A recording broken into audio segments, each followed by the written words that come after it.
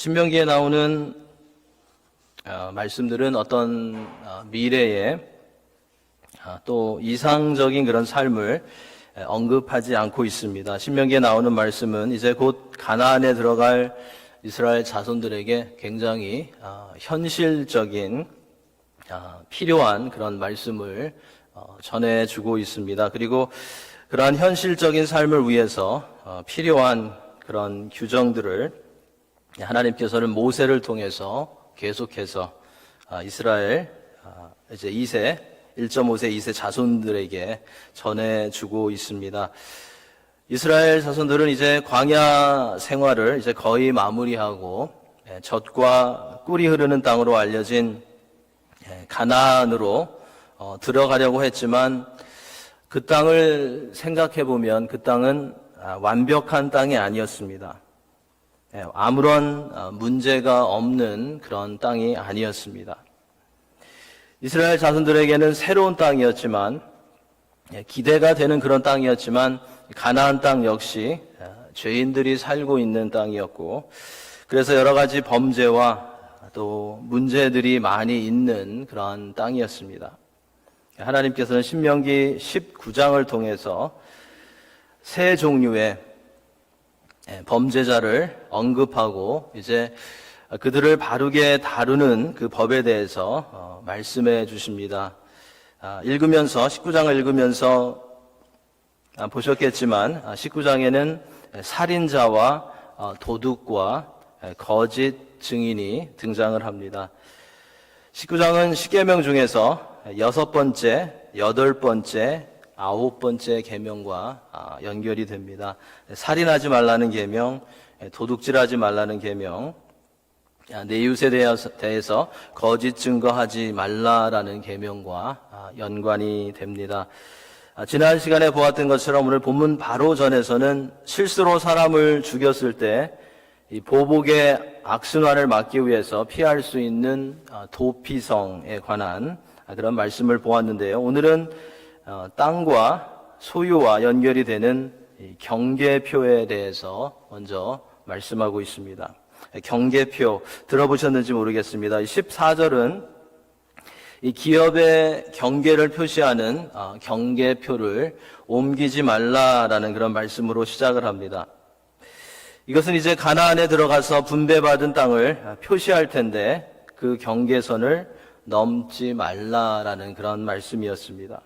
이 경계표는 어떤 사람의 영토가 어디에서부터 시작되어서 어디까지 가는지를 말해주는 것이었습니다. 요즘으로 말하면 자기 소유를 확인해 볼 수 있는 어떤 등기 제도와 같은 그런 것이었습니다.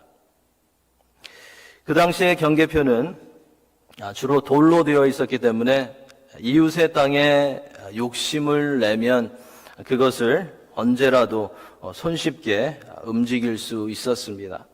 살짝 경계표를 움직여 놓으면 자기 땅이 될 수도 있는 그런 일들이 일어날 수 있었습니다. 요즘은 울타리가 있고 카메라가 있어서 마음대로 남의 땅을 침범할 수 없지만 이 구약 시대에는 경계표를 세워놓는 것이 전부였습니다.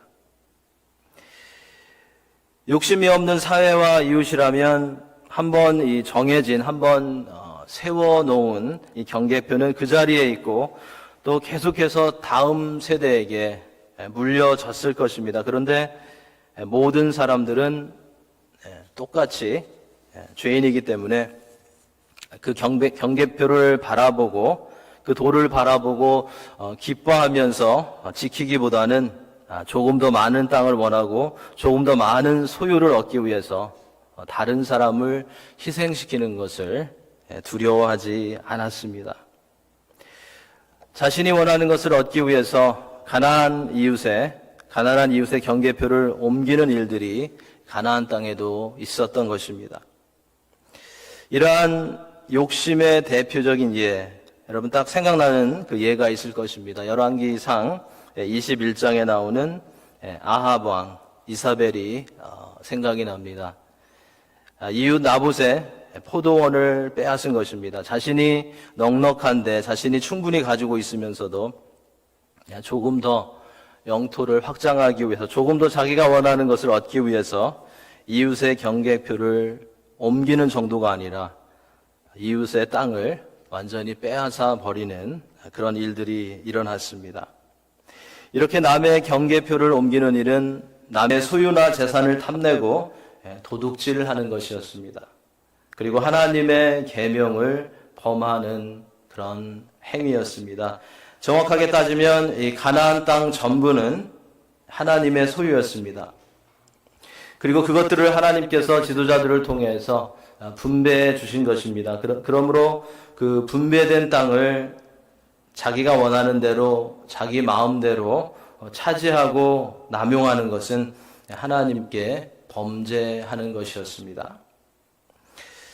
잠언 22장 28절에 보면 이런 말씀이 있습니다. 내 선조가 세운 옛 지계석을 또는 경계표를 옮기지 말지니라. 신명기 27장 17절에 가보면 그의 이웃의 경계표를 옮기는 자는 저주를 받을 것이라 라고 했습니다. 욥기 24장에서는 땅의 경계표를 옮기는 사람은 물 위에 빨리 흘러가는 것 같고 그들의 소유는 세상에서 저주를 받는다라는 그런 말씀이 기록되어 있습니다. 이처럼 자기 마음대로 이웃의 경계표를 옮기는 것은 하나님 보시기에 굉장히 심각한 그런 문제였던 것입니다. 모세가 도피성을 언급하면서 경계표를 옮기는 것에 대해서 말했던 것은 이웃의 생명이든지 이웃의 땅이든지 이웃의 권리든지를 고의적으로 그리고 악한 의도를 가지고 침해하는 행동은 하지 말아야 하고 그러한 행위는 긍휼히 여김을 받지 못한다라는 것을 보여주기 위함이었습니다.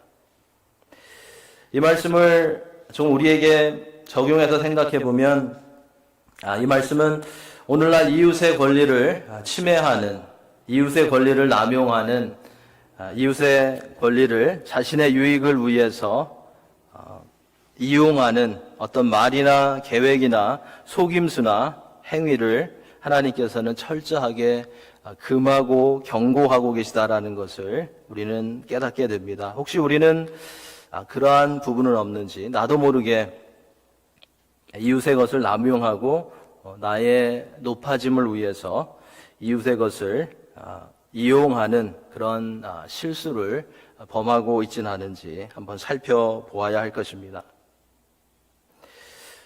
자, 이제 본문의 두 번째 부분인 15절부터 20절 사이에서는 공정한 재판을 하기 위해서 세운 증인 제도에 대해서 말씀하고 있습니다. 고대 유대 사회는 요즘처럼 검증된 그런 결과에 의해서 재판을 하기보다는 보통은 증인의 증언에 의해서 재판을 진행했습니다.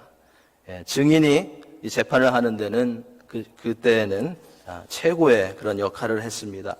고대 유대 사회에서 증인은 보고 들은 것을 증거하는 그런 역할을 했고 또한 잘못된 것을 고발하는 그런 역할도 했습니다. 재판을 하는 가운데는 불이한 그런 판결을 내릴 가능성도 많이 있었기 때문에 증인을 세울 경우에는 한 명이 아니라 오늘 본문에 보면 2명 이상의 증인을 통해서 사실을 확인하라고 했습니다.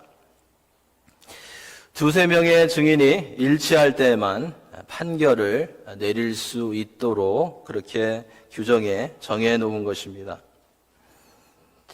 이러한 증인 제도는 거짓으로 증언하는 것을 막으려는 그런 어떠한 장치였습니다.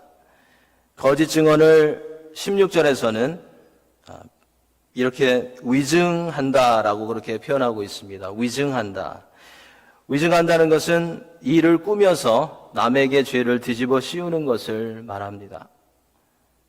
이러한 말씀을 보면 이스라엘 사회에서는 거짓말을 하는 것보다는 거짓 증언을 위증을 하는 것을 더욱 큰 죄로 보았다라는 것을 우리는 알 수 있습니다. 꼭 법정에 서지 않더라도 재판을 받지 않더라도 누구든지 다른 사람의 마음에 다른 사람의 삶에 해를 끼치고자 하는 의도를 가지고 다른 사람을 낮추고 자신을 높이려는 그런 목적을 가지고 확인되지 않은, 검증되지 않은 말을 하는 사람은 거짓 증인이 된다라는 것을 오늘 본문은 우리에게 가르쳐 주고 있습니다. 16절부터는 만약에 거짓으로 증언하는 자가 누구를 고발했을 경우에 어떻게 해야 하는가를 설명해 주고 있습니다. 자세하게 조사를 해서 그 증인이 거짓 증인이 되었다는 것을 위증했다라는 것이 판명이 되면 그에 해당하는 형벌을 받도록 했습니다. 19절, 20절에 보면 이러한 형벌 제도는 그냥 대충이 아니라 굉장히 엄격하게 처벌을 해서 악한 행동에 대한 두려운 마음을 가지게 하는 그런 목적이 있었다고 말씀합니다. 이러한 제도는 거짓으로 증언하는 것을 사전에 예방하고자 하는 것이었고, 사회 질서를 바르게 하고 또 억울한 피해자가 발생하지 않도록 하기 위한 하나님의 공의와 또 하나님의 사랑을 나타내는 그러한 제도였던 것입니다. 그러니까 경계표 제도, 증인 제도 가운데는, 그리고 구약의 율법 가운데는 사랑과 공의의 하나님의 성품이 나타나 있는 것을 우리는 알 수 있습니다. 그래서 하나님의 백성들은 이웃을 사랑하고 어떤 모습으로든지 이웃에게 해를 가지고 오지 않도록 해야 한다는 것입니다. 그리고 재판에서 판결을 내리고 결정하는 것은 사람이지만 그 뒤에서 모든 것을 인도하시는 분은 공의와 사랑의 하나님이라는 것을 항상 기억해야 한다는 것입니다. 어떤 공동체이든지 그 안에 있는 사람들이 다른 사람을 해치기 위해서, 다른 사람을 힘들게 하기 위해서, 자신을 높이기 위해서 다른 사람을 힘들게 하고 의도적으로 거짓말을 한다면 그 공동체는 건강하지 않은 병든 그런 공동체가 되는 것입니다. 하나님께서는 가나안으로 들어가는 이스라엘 공동체가 그러한 건강하지 못한 그러한 병이 든 공동체가 되기를 원치 않으셨던 것 같습니다. 그래서 오늘 본문과 같은 말씀을 모세를 통해서 그들에게 선포하고 계신 것입니다. 이스라엘 공동체가 바라보고 이스라엘 공동체가 신뢰하는 하나님은 진리의 하나님이셨습니다. 신약의 영적인 이스라엘 공동체인 교회가 우리가 섬기는 하나님도 진리의 하나님이십니다. 진리의 하나님은 우리를 속이시지 않으시고 진리의 하나님은 거짓으로 절대로 말씀하시지 않으십니다. 하나님께서 하신 말씀은 반드시 성취되고 하나님께서 세우신 계획은 반드시 이루어집니다. 그렇게 하나님의 백성들이 모인 공동체에 속한 사람들의 말은, 우리의 말은 믿을만하고 진실되고 확실해야 한다는 것입니다. 자, 우리의 말은 어떻습니까? 자, 여러분들의 말은 어떻습니까? 설마 아닐 거야, 절대 아니야가 되면 안 될 것입니다.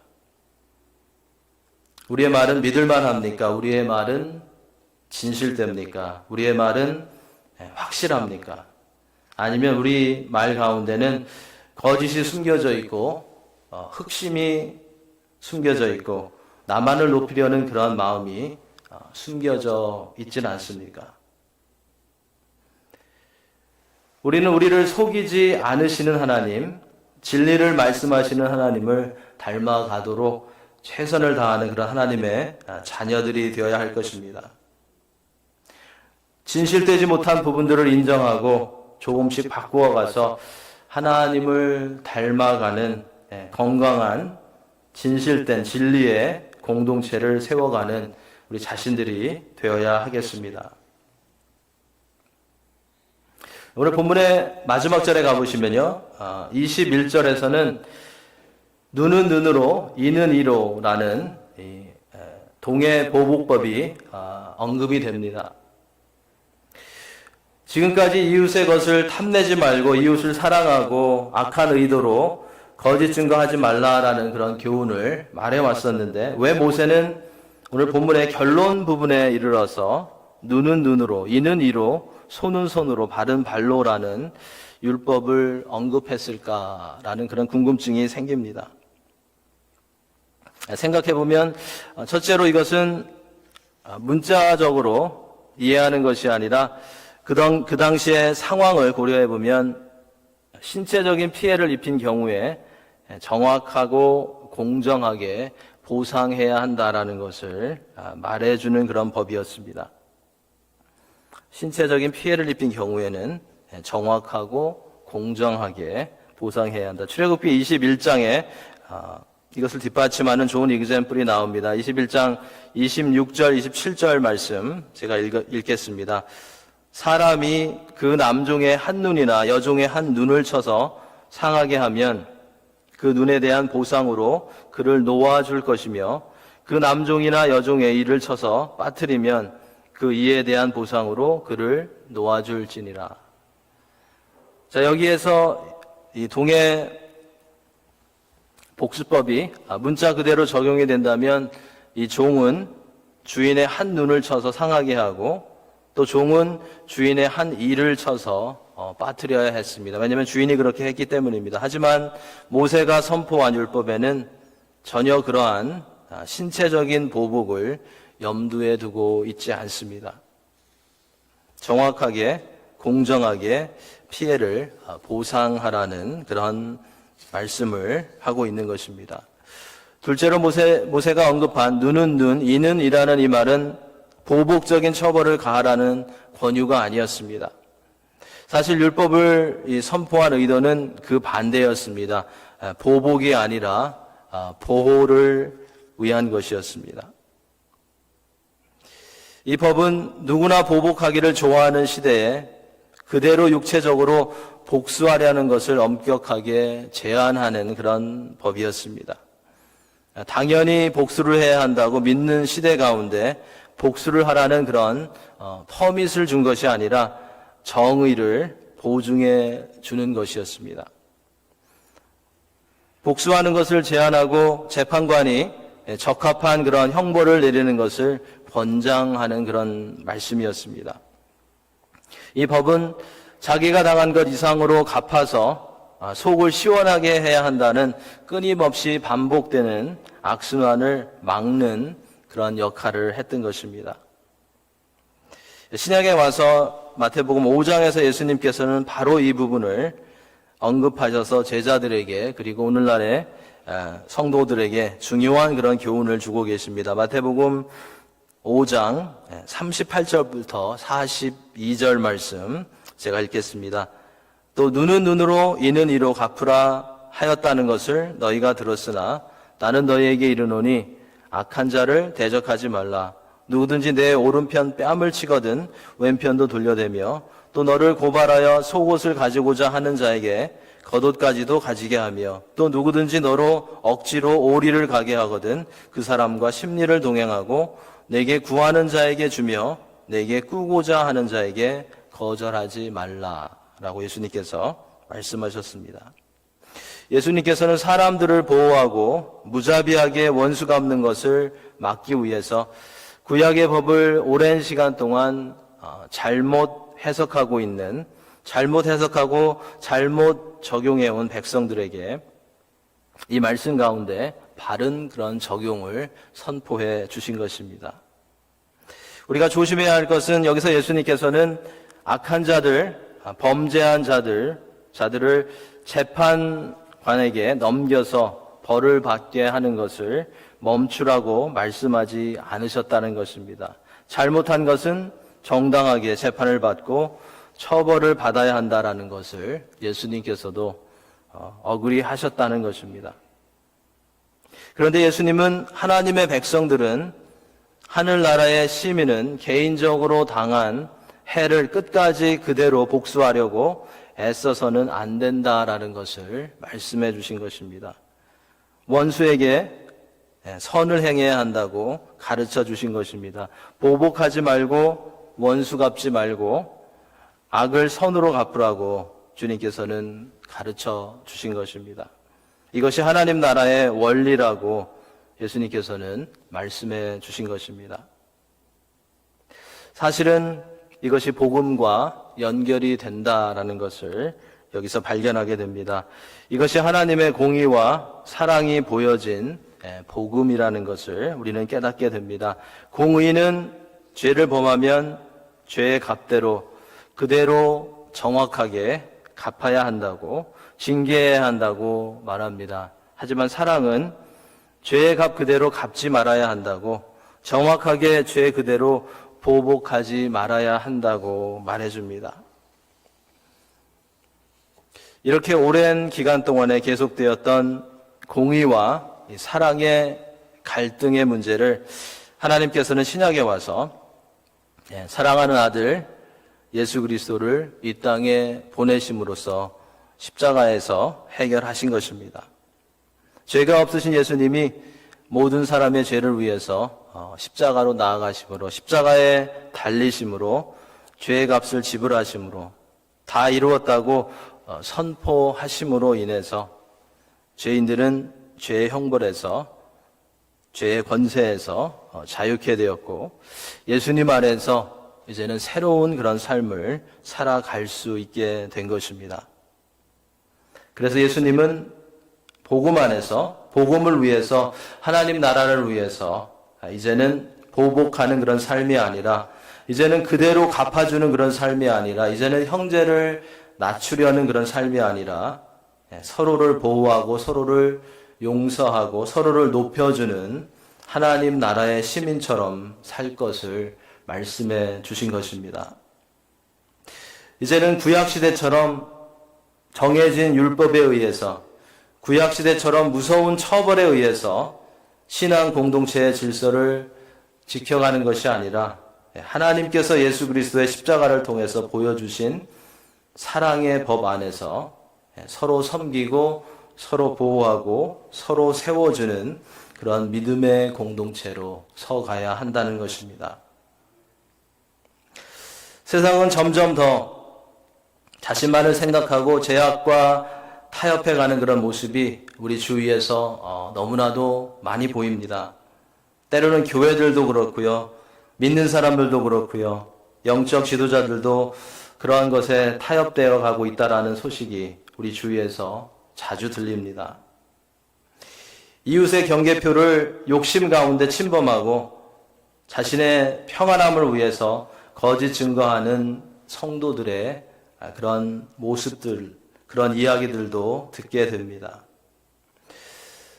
이러한 때에 그 어느 것과도 비교할 수 없는 크신 하나님의 자비하심과 은혜를 체험한 우리들은 이웃의 경계표를 탐심 가운데 옮기지 않고 우리 자신만 살기 위해서 다른 이들을 누르는 그러한 증언을 하지 않는 정직한, 어네스트한 그런 하나님의 자녀들이 되어야 할 것입니다. 하나님의 이름을 세상에서 떨어뜨리지 않는 그런 성도가 되어야 할 것입니다. 다른 어떤 것이 필요가 없을 정도로 풍성한 하나님의 사랑을 받은 우리들은 오히려 이웃의 경계표를 지켜주고 이웃을 향한 진실된 말과 행동을 함으로써 세상에서 복음을 전하는 그런 통로를 열어가는 그런 하나님의 자녀들이 되어야 할 것입니다. 힘들고 어려워도 많은 것들이 공평하지 않아 보여도 우리가 기도하며 우리에게 주어진 사명에 우리가 집중하며 나아갈 때 공의로우신 하나님께서 모든 상황을 감찰하시고 이끌어 가실 것임을 우리는 믿으면서 소망을 가져야 하겠습니다. 하나님의 공의로우심과 공의로우신 손길을 믿고 증오와 미움과 보복과 쓴뿌리를 끊어버리고 하나님께서 예비하신 그런 은혜를 누리며 하루하루를 살아가는 그런 성도가 되어야 하겠습니다. 오늘도 하나님께서 주신 구원과 천국에 대한 소망, 그리고 때마다 필요한 것을 아시고 공급해 주시는 하나님께 감사하며 이웃과 가족과 믿음의 형제들과 자매들을 향해서 마음을 열고 보복하지 않고 그리스도의 사랑으로 섬기고 베풀며 나아갈 수 있는 우리 모두가 될 수 있기를, 또 그러한 은혜를 하나님께서 우리에게 부어주시기를 예수님의 이름으로 간절히 축원합니다. 아멘.